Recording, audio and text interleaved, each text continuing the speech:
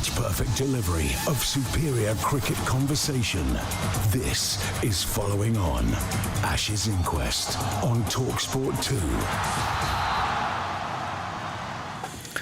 Thank you for joining us here on talkSPORT 2 and the talkSPORT Cricket YouTube channel. I'm alongside Steve Harmison, looking back at another horror show for England, sadly.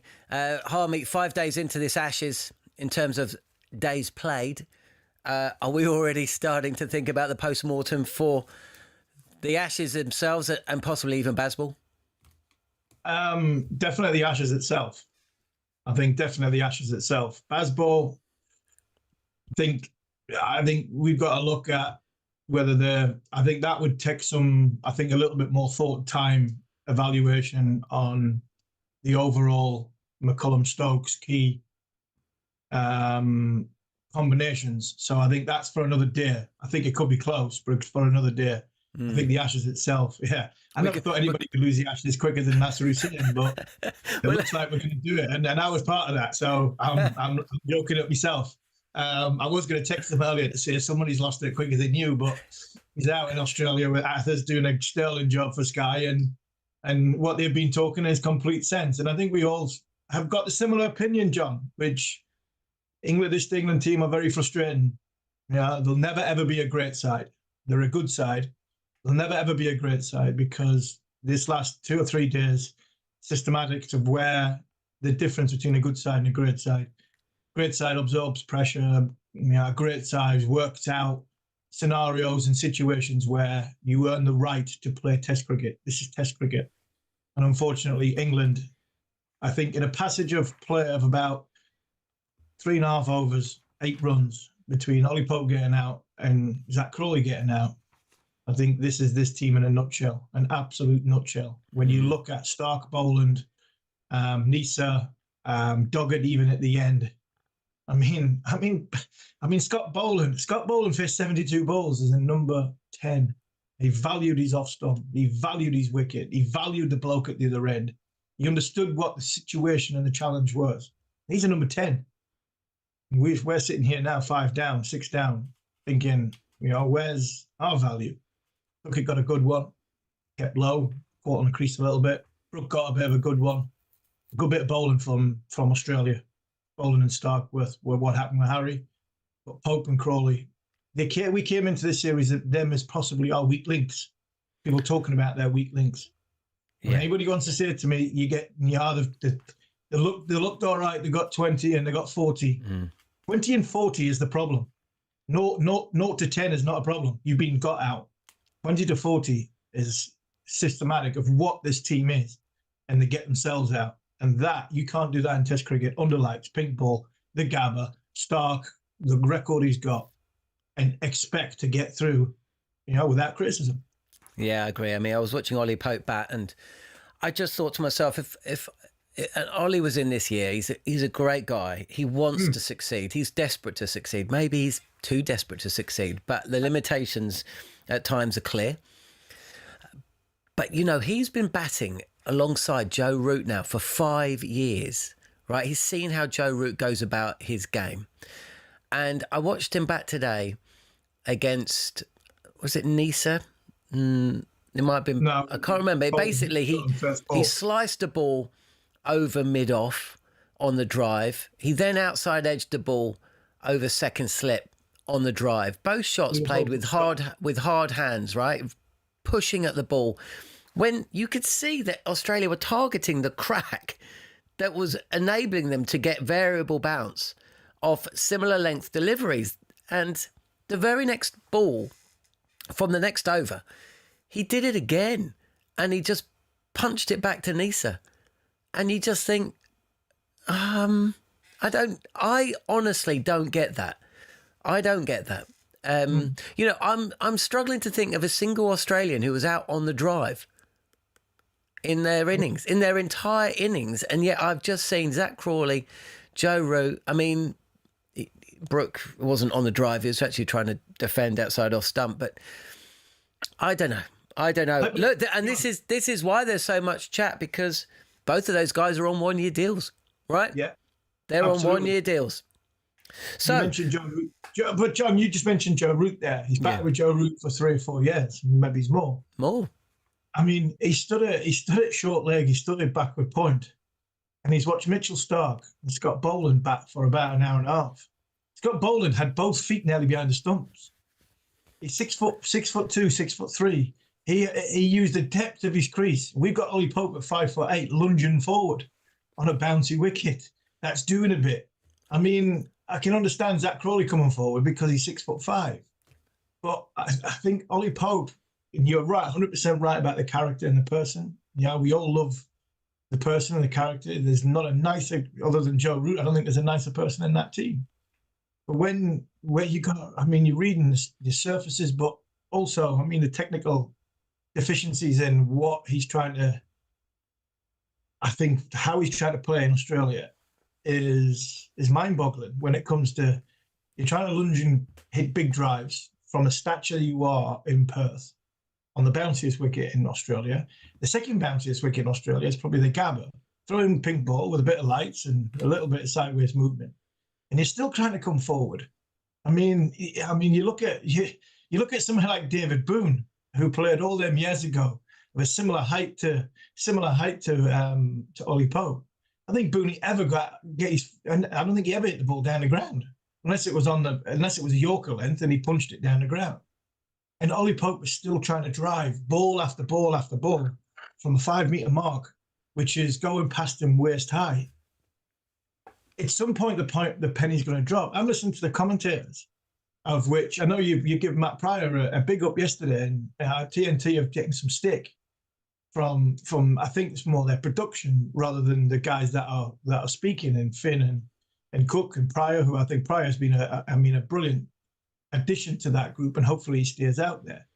But they were talking about Harry Brook, and Matt Pryor's talking about Harry Brook. Oh, he's one of the best young players that England ever had. I agree. Best player. You heard him say it. I heard him say it, and I did raise an eyebrow. He's played 32 Test matches. I mean, some people don't even get 5 Test matches in their career. This kid's played 32 Test matches. He's England's vice captain. Matt Pryor's talking about him as though he's just walked in the team and he's wet behind the ears like a Will Jacks or a Jamie Smith. Now, the penny's got to drop eventually with something, and that comes back to what I said right at the very start of this half an hour. England will never, ever be a great team under McCullum and Stokes. They'll be a good team because they'll win games when they're miles in, like they have done. But when you've got to earn the right and you play Test match cricket, great teams know how to get through difficult passages. And England are going to lose the Ashes inside probably 8-9 days. And the reason why is because they're not a great team. They're a good team, and they're lovely to watch, and they're great ambassadors, and they're good guys. They really are. I mean, this is probably the team. But Australia aren't a great team, right? So how is it that Australia have managed to outbowl, outfield, dare I say it, out-captain, without their captain, without their best bowlers? How have they managed to do that? Or haven't they? Have England just been so wretchedly poor? Or have they just lost the big moments in these games? You know, that afternoon session, they've essentially, England lost 2 sessions at Perth. That was the game. But they've been bad. They've been really, really bad for 3 days in Brisbane. Yeah. They had 1 hour towards the back end. You know, I read Zach Crawley going, oh, we had the perfect last hour after play. And what was he supposed to say? He's just saying, well, it's true. Yeah. They did have a nigh on perfect 50 minutes. Although, actually, you could think to yourself, yep, they gave up 50 runs in that last 45 minutes or so, Australia, but they didn't lose 2 or 3 wickets. And actually, which one's better? Because if they come into bat with an hour to go on day 1, then they might have not had that 70-run partnership for the first wicket. They might have been 3 or 4 down, but then England would have had 250 on the ball rather than 320. Anyway, the point is, are England that bad or Australia that good? I don't think Australia are that good. I just think Australia are very streetwise in moments and passages which are difficult. And I don't want to call these lot soft, because they're not. They're not soft, and they work very, very hard. And they're talented individual cricketers. But I think when it comes to the cause, and you look at the cause, Australia's fight between 9, 10, and 11 this morning, and last night and this morning, against our bowling attack when they valued the game situation and knowing that if we need to be out here for an hour this morning, an hour and a half, to win the game and make sure that all that comes into streetwise game management. That's where Australia are different to England, because England, all they want to do is, this run towards the danger. I mean, if I hear that once more, if there was a lion standing in the middle of the road, you wouldn't run towards it, would you? You'd wait till he goes and gets behind, you'd hide behind a tree, and then you'd run away from it as soon as he can't see you anymore. This run towards the danger, wow, that makes me laugh. But they are streetwise in situations where England, we go harder. Go harder? Well, Zach Crawley and Ollie Pope went harder, and England have gone from building towards a streetwise game, good game situation, to losing the Ashes in the space of 2 overs. Because if you look at the scorecard after that, I mean, Crawley 97 for 3, and all of a sudden we lose 3 wickets for 6 runs, 7 runs. This always seems to be the way with England, though, doesn't it? You just always feel like you're 1 wicket away from a collapse, and it's proven to be the case again. And you look, I listed the partnerships that Australia managed to put together in first innings. Every single one of their batters reached double figures. How many 50-run partnerships were there in that innings? I mean, I don't know what you say, which is a shame because we've still got another 15 minutes. Homie, can I ask you a question? Can I ask you, because yesterday when we spoke, you defended Bryden Carse. How has Bryden Carse taken all those wickets and Gus Atkinson taken 1? Or is that's when I don't understand cricket. Bryden Carse has got absolutely hammered today. You were quite not positive, but you appreciated what he was being asked to do yesterday. Was he being asked to do... Because it was not like he was just bowling short with, a stacked leg side field time and time again, okay, which we've seen Stokes employ that tactic. He was between 2 lengths, short and full, a lot of yesterday. That doesn't sound like a tactic to me, but maybe it was. Today again, England started out with Carson Stokes, and he was bowling short and wide to Mitchell Starc, who we know what Mitchell Starc is, a hitter, right? Yeah. And he just stood in the crease, all 6'15" of him. He leant back and he just carved it over cover for a couple of boundaries, and Australia were up and underway again. It was mystifying. There's a couple of things in this, right? And bear with me because I'm going to go on another one. But I think Ben Stokes, looking at his body language, I'm worried that Ben Stokes is about to do what Andrew Flintoff did in 2006-07. Yeah. And just take the whole lot on, do everything himself, and either burn himself out or get himself injured. And the reasons why, and it comes to the end of the Carse one. Yesterday I defended Carse because I've been in that situation. He's run in and he's give everything, right? The effort level of Bryden Carse yesterday was a star. The actual product of Bryden Carse yesterday was nowhere near that. I think the first couple of spells that he got caught between a rock and a hard place of hitting the deck, bowling it into the pitch, and he was far too short and far too wide when the field was set up. When the field was set back and he was meant to be bowling the short ball tactic, I thought he did his job very, very well because that's what the team needed him to do. He went for a few runs, but your job is to get wickets. And he came away, he got 4 wickets, right? He was very, very expensive. He could have done a lot better. Today, I think it's seen a little bit of sample size. And I heard the commentators asking why that Carson Stokes started over Archer and Atkinson. I think Ben Stokes is getting frustrated with his bowlers' production of coming back second and third, possibly more than that spell, because their levels have been down, their paces have been down. They've not hit their areas as well as they have in their first spell or their second spell. Rewind to the rant I had yesterday about preparation. They're still probably, in this game, you probably won't see the best of them until you get to Adelaide because they've got even more overs under their belt. So I think he started with Carson in himself this morning because he had a new ball around the corner. And he's thinking, if these 2 bowl now and then have to come back for the new ball, Their second spells yesterday, their third spells yesterday were powder puff. I ain't running that risk. So me and Carcy are going to go now. At least we're going to run in and hit the deck. The big heart, big character, that's what Stokes and Carson got. And I think that was probably in the thoughts of the captain rather than something tactical. I think it was a negative and not a positive looking towards the second new ball. I just don't think he had two spells in Archer and Atkinson to nail that new ball. So he kept them for that. Yeah, understood. But this goes back to the selection of Will Jacks. And look, tomorrow he might smash 100, right? But, well, he does have to. Because, well, anyway, when you go in to a test match with four, it's been a long day, not morning. Yeah. 4 bowlers, 2 of which have got injury concerns with Archer and Stokes, who've missed a lot of cricket over the last 4 years. One of which is Brydon Carse, who we know as series goes on, actually, he picks up injuries and what you get back from him, worryingly for England, diminishes. When you go into that with 4 fast bowlers, you are asking for this to happen. This is why I asked about the Will Jacks decision at the start, right? England had to bowl 117 overs. Now, they wouldn't have done if the catches had been taken, but not all catches can be taken. But that is the problem. They're also bowling in the heat of the Brisbane sun for 2 days straight.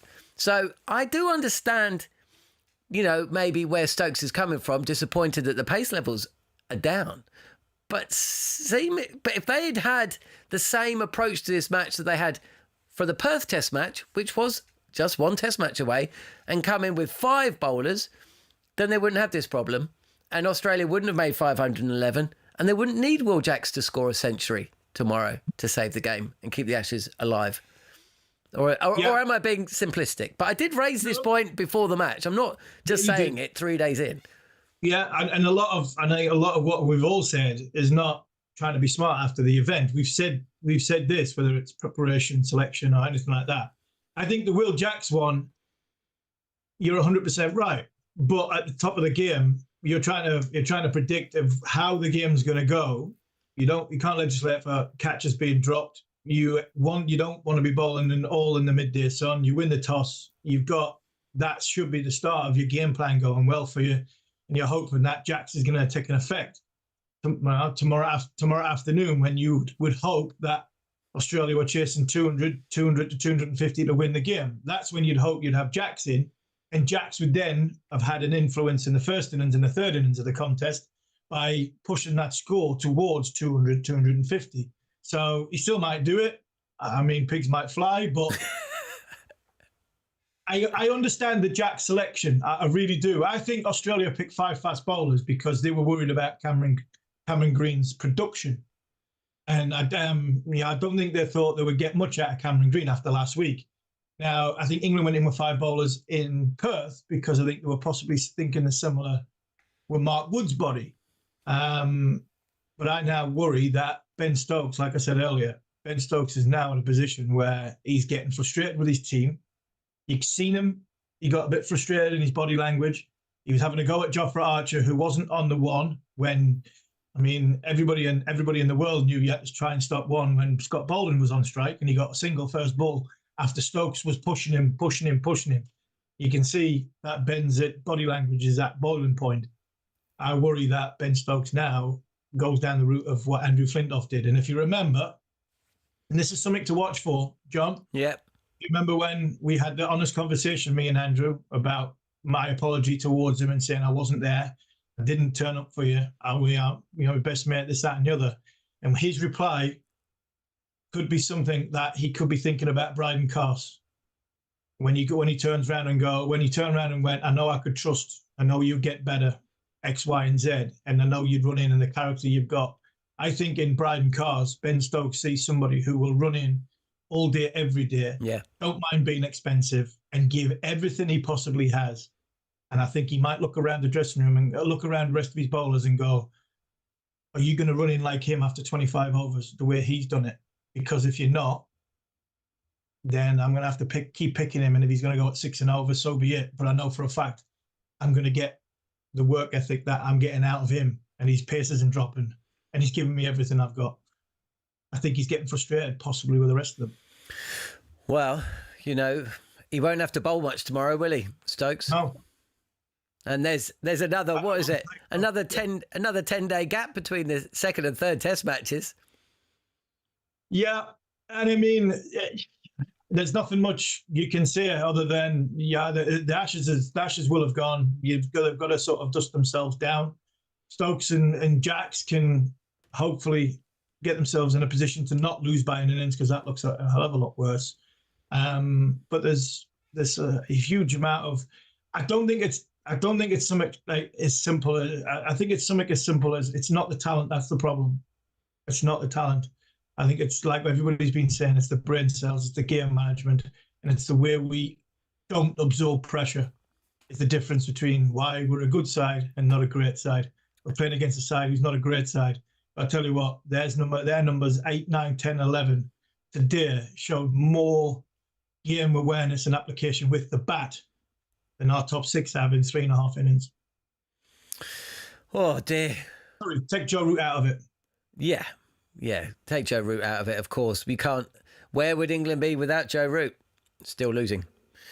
I mean, we've got a long way to go, haven't we, Harmy?